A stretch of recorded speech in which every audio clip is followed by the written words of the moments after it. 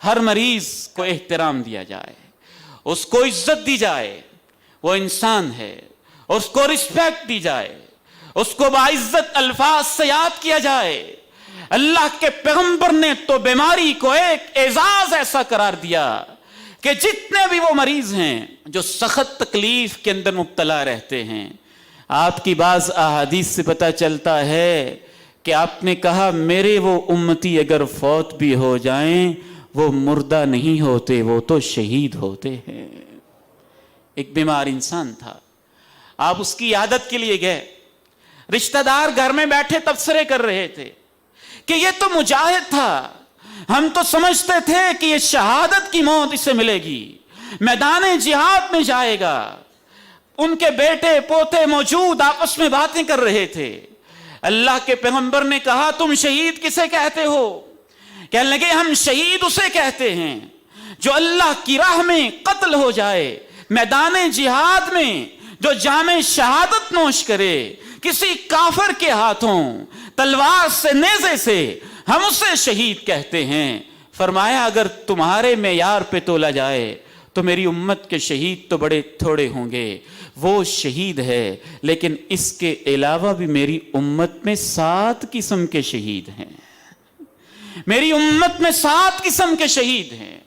المطون شہید، طاعون کی وبا پھیلے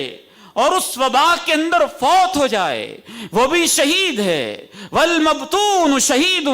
جس کے پیٹ میں تکلیف ہو اور اس شدت تکلیف کو نہ سہتے ہوئے پیٹ کی بیماری میں جیسے پانی پڑ گیا، پیٹ پھول گیا، تکلیف ہو گئی ناقابل برداشت، میری امت کا وہ انسان بھی شہید ہے۔ پھر فرمایا الغریق شہید، نہر میں، دریا میں، سمندر میں، پانی میں ڈوب گیا، میری امت کا وہ انسان بھی شہید ہے۔ الحریق شہید، وہ جس کو پیٹرول انجن کے خراب ہونے سے کسی وجہ سے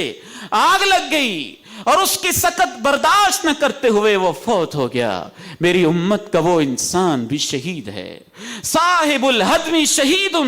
جس کے اوپر کوئی دیوار گری، کوئی پتھر گرا، کوئی چیز گری اور وہ فوت ہو گیا، میری امت کا وہ انسان بھی شہید ہے۔ حتیٰ کہ آپ نے فرمایا صاحب ذات الجنب شہید، جس کو پہلوؤں میں کوئی تکلیف ہوئی اور اپنے پہلوؤں کی تکلیف کو برداشت نہ کرتے ہوئے فوت ہو گیا، میری امت کا وہ انسان بھی شہید ہے۔ کرونا مریض کو کیا تکلیف ہوتی ہے؟ پہلوؤں میں تکلیف، پہلوؤں سے یہ پسلیاں مراد۔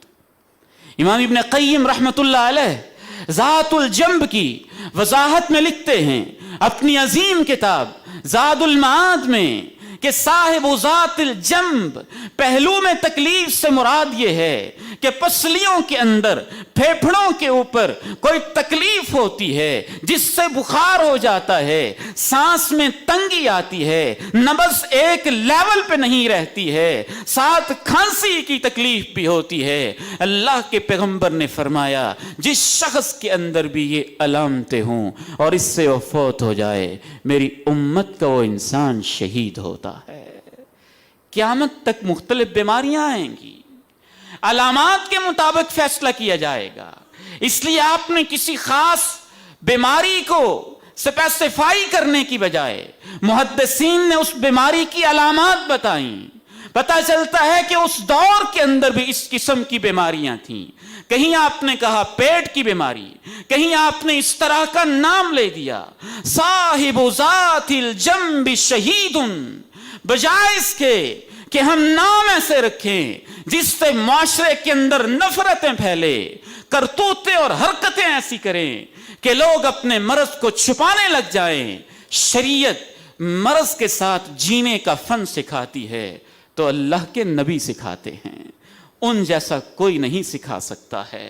جیسے پیارے پیغمبر سکھا سکتے ہیں۔ بیمار کی اخلاقیات سکھاتا ہے تو دین سکھاتا ہے، روحانیات سکھاتا ہے تو دین سکھاتا ہے، ایمانیات سکھاتا ہے تو دین سکھاتا ہے، حوصلے بلند کرتا ہے تو دین بلند کرتا ہے۔ فرمایا صاحب ذات الجنب شہید،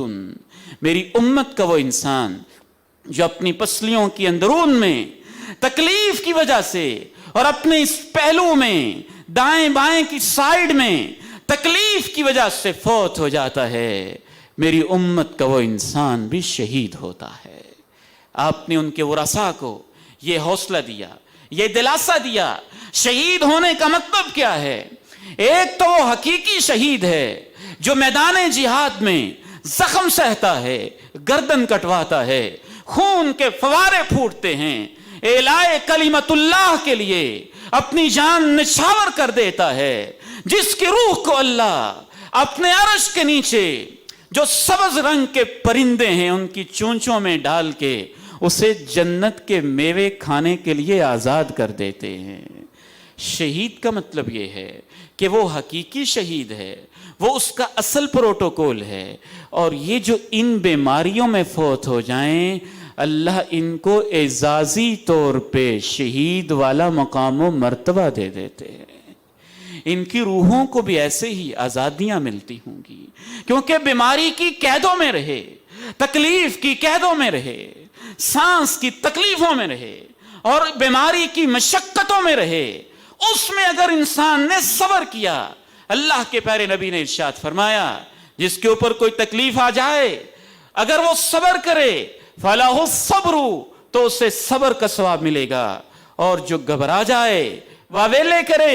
شکوے کرے، رب کی شکایتیں کرے تو اس کی قسمت میں شکوے شکایتیں ہوں گی، ثواب نہیں ملے گا۔ صبر کے ساتھ، ہمت کے ساتھ، حوصلے کے ساتھ، اخلاقیات کے ساتھ، اعلیٰ ایمانیات کے ساتھ جینے کا انداز سیکھو،